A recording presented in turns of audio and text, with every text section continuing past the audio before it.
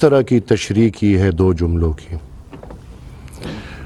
اور پھر سزا تو آپ کو تب ملتی ہے جب آپ مجرم بنے، جب آپ نے ووٹ نہیں کاؤنٹ کیا تو پھر سزا کس چیز کی مل رہی ہے؟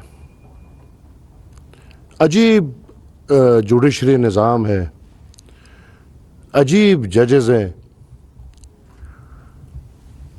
یہاں پہ ہم سب جب بیٹھے ہیں،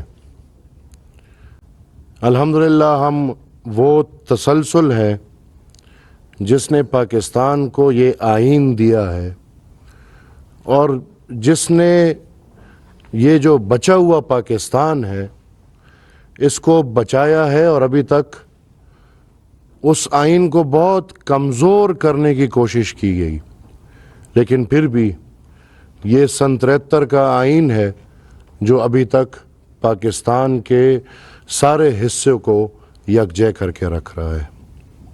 ایسی تشریح بدقسمتی سے میں نے کبھی میرے خیال میں اپنے اسکول اور کالجز کے زمانے میں نہیں دیکھی ہوگی جو تشریح ججز نے کی ہے۔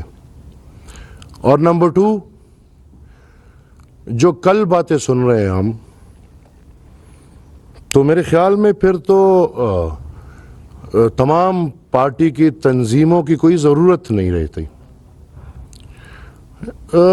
جب فیصلے اس طرح ہونے ہیں،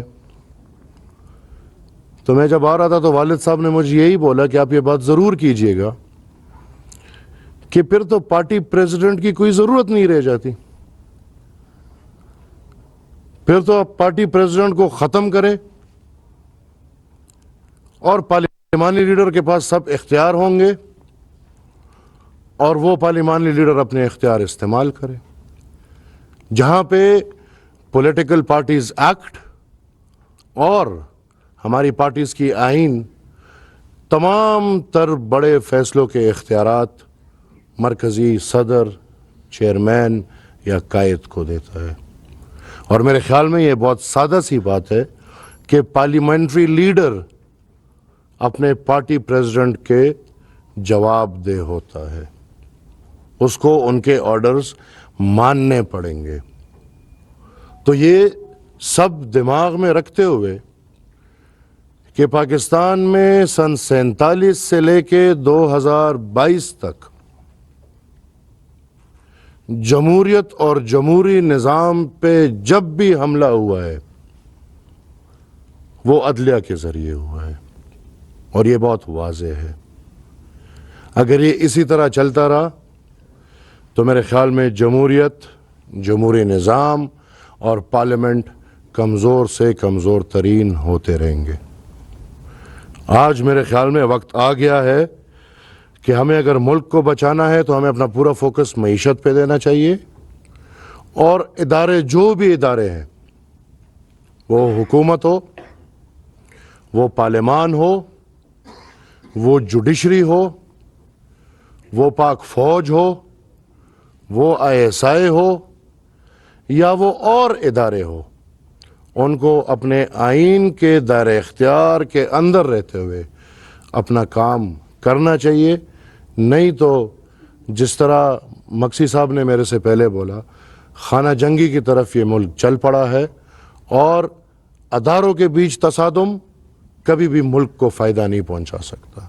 اگر حکومت، پارلیمان اور سپریم کورٹ کے بیچ دوران تصادم ہوتا ہے، اس کا نقصان عوام کو ملے گا، جمہوری نظام کو ملے گا۔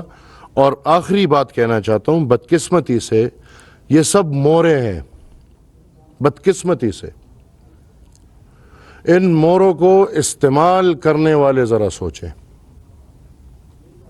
کہ آپ ملک کا کیا حشر بنا رہے ہیں۔ اس ملک کے وفاداری کا مزہ تب آتا ہے، جیسے مریم بی بی نے بولا، کہ آپ ڈیتھ سیل میں ہو اور آپ کہیں کہ نہیں بھائی ہم وفادار ہیں۔ اس ملک کے وفاداری کا مزہ تب آتا ہے جب آپ پہ عدالتی قتل ہوا ہو۔ بلاول بھائی میرے بیٹے، ان کے نانا کی بات کر رہا ہوں۔ اور آپ ملک کی وفاداری کا ثبوت دکھائیں. اس ملک کی وفاداری کی بات تب آتی ہے جب باچا خان 40 سال قید و بند گزارتے ہیں لیکن وہ کہتے ہیں کہ نہیں بھائی ہم وفادار ہیں. تنخواہ اور مرات میں تو ہر کوئی وفادار ہو. پتہ اس وقت چلے گا جب دوسرے حالات میں آپ وفادار ہوں. تو یہاں پہ جو بھی جمہوری قوتیں بیٹھی ہیں ان کو ان حالات سے ڈر نہیں. اس پاکستان کی خاطر, اس جمہوریت کی خاطر, اس آئین کی خاطر ہم سب قربانیاں دینے کو تیار ہیں, لیکن ہم کسی بات سے پیچھے ہٹنے والے نہیں. میں ایک دفعہ پھر یہ پیغام, اور پھر میں بطور اتحادی اس پلیٹ فارم سے اپنے اتحادی حکومت کو یہ پیغام دینا چاہوں گا کہ اگر سپریم کورٹ یا اور ادارے حکومت کے ساتھ اس طرح کی حرکتیں کرتی ہیں تو حکومت اپنا اختیار استعمال کرتے ہوئے اس ملک کو بچانے کے لیے اپنے راستے نکالے. اور میرے خیال میں اس ملک کو اگر بچانا ہے, میں اوپنلی کہوں گا کہ اس ملک کے خلاف جو عناصر گند عمران نیازی پھیلا رہا ہے اس کو ٹھکانے لگانا ہوگا. میں یہ پھر کہہ رہا ہوں جو میں بار بار کہہ چکا ہوں, ہمیں عمران نیازی کو ٹھکانے لگانا ہوگا تو ملک کو بچانا ہوگا. شکریہ. ایک بات آپ کے نوٹس میں دینا چاہتا ہوں کہ سپریم کورٹ نے ان تمام قائدین جو یہاں بیٹھے ہوئے ہیں ان کا وہاں کورٹ میں داخلے پہ پابندی لگا دی ہے. اور یہ پبلک کورٹس ہیں, اس میں سویلینز کا جانا, وہاں پر اس کے سماعت. تو میرے خیال میں ہمارے جو آئینی قانونی ماہرین یہاں بیٹھے ہوئے ہیں وہ فوری طور پر ہمیں ایک رائے دیں کہ اس پر ہم کیا رد عمل دیں. محسن داور صاحب جی, ایک سیکنڈ اس کو آن کریں گے میرے